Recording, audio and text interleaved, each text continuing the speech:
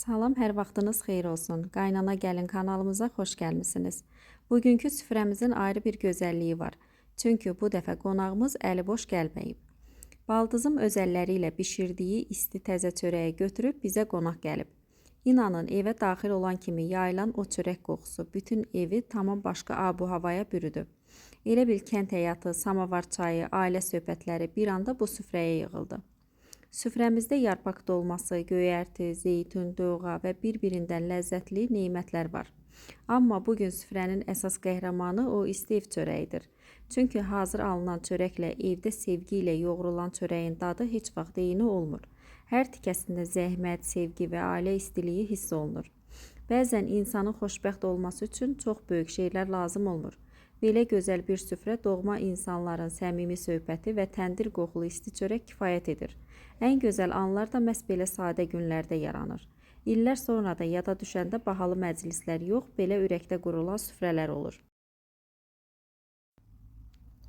Baldızıma da ayrıca təşəkkür edirəm. Həm əziyyət çəkib çörək bişirib, həm də süfrəmizə öz sevgisini gətirib. Allah hər evə belə bərəkət, birlik və mehribanlıq qismət etsin. Süfrələriniz həmişə dolu, çayınız həmişə isti, eviniz isə həmişə sevdiklərinizlə şən olsun. Əgər siz də belə səmimi ailəvi süfrələrini, ev yeməklərini və gündəlik həyat videolarını sevirsinizsə, kanalımıza abunə olmağı və videonu bəyənməyi unutmayın.